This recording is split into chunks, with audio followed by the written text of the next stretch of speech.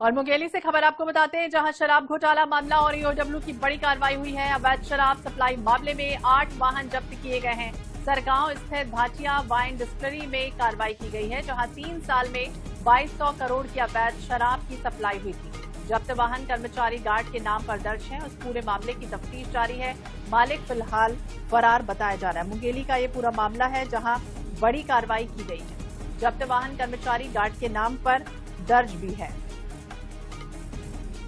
तो मुंगेली का ये पूरा मामला, शराब घोटाले पर ईओडब्ल्यू ने बड़ा एक्शन लिया है। बड़ी कार्रवाई की गई है, जहां अवैध शराब सप्लाई मामले में 8 वाहनों को जब्त किया गया है। सरगांव स्थित भाटिया वाइन डिस्टिलरी का ये पूरा मामला बताया गया है। 3 साल में 2200 करोड़ की अवैध शराब से जुड़ा ये पूरा मामला है। जब्त वाहन कर्मचारी गार्ड के नाम पर दर्ज है।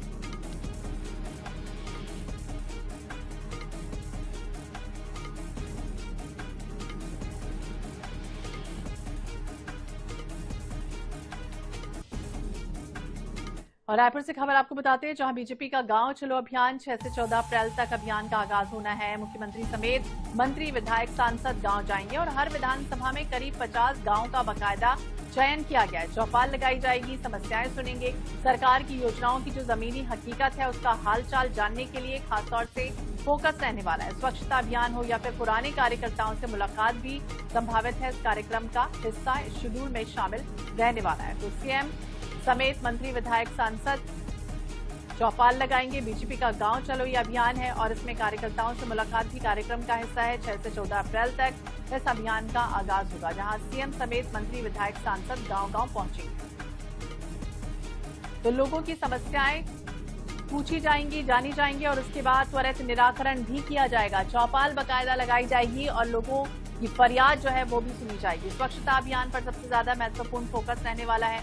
पुराने कार्यकर्ताओं से मेल मुलाकात भी हो रही है। तो बीजेपी का गांव चलो अभियान 6 से 14 अप्रैल तक।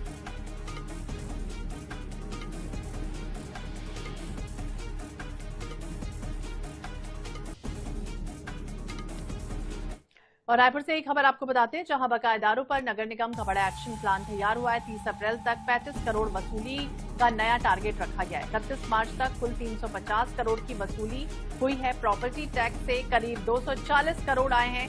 सील बंदी और नल काटने की जो कार्रवाई है वो लगातार जारी है। 400 करोड़ से ज्यादा वसूली का बाकायदा लक्ष्य तय किया गया है। अप्रैल में अभियान और तेज किया जाएगा। 30 अप्रैल तक 31 मार्च तक करोड़ों की जो प्रॉपर्टी टैक्स है उसमें 400 करोड़ से ज्यादा की वसूली का जो लक्ष्य है रखा गया है। अप्रैल में ये अभियान पूरी तरह से और तेज किया जाएगा। नया टारगेट आ चुका है।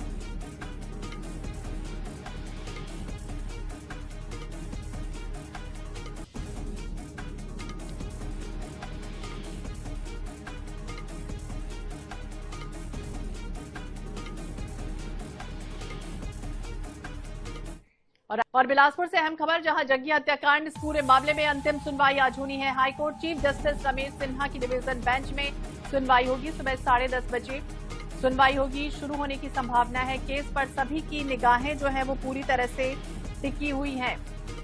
कल अमित जोगी के वकील ने समय मांगा था, कोर्ट ने हालांकि इंकार भी किया था। 2003 में जग्गी की गोली मारकर हत्या की गई थी और ये एक बार फिर से जो केस है वो रीओपन हुआ है। इस पूरे मामले को लेकर आज एक बार फिर से सुनवाई होनी है। कल हालांकि सुनवाई होनी थी लेकिन इसे आज के लिए टाल दिया गया था। तो आज जग्गी हत्याकांड से जुड़ा है पूरा मामला है। बहुचर्चित राम अवतार जग्गी हत्याकांड, जिसमें आज अंतिम सुनवाई होनी है। इसके लिए हाईकोर्ट के chief justice Ramesh Sinha, justice Arvind Verma की स्पेशल डिवीजन बेंच गठित की गई है।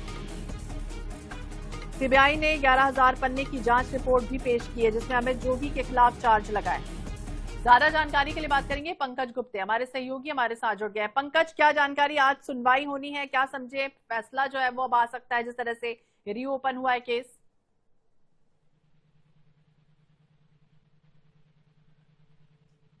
पंकज, आप सुन पा रहे हैं?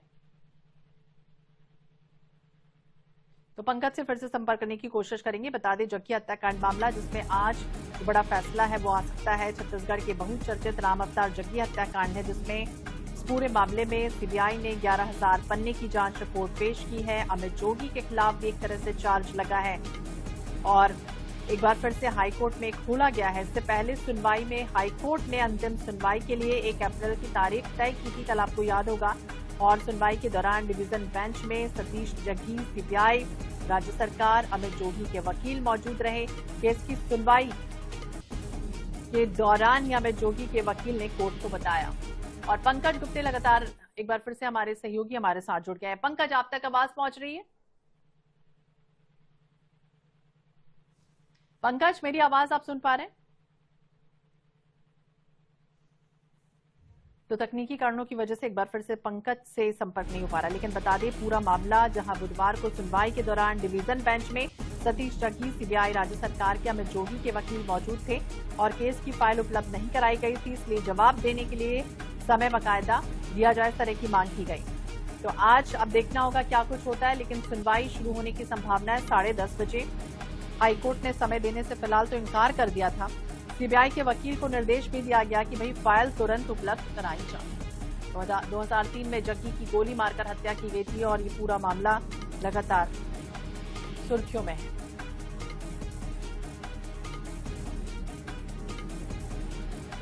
तो जग्गी हत्याकांड मामला जिसमें आज फैसला आ सकता है, इस तरह की जानकारी मिल रही है, क्योंकि आज सुनवाई होनी है और इस केस पर सभी की निगाहें टिकी हुई हैं। कल अमित जोगी के वकील ने समय भी मांगा था, हालांकि इसको कोर्ट ने इनकार भी कर दिया था।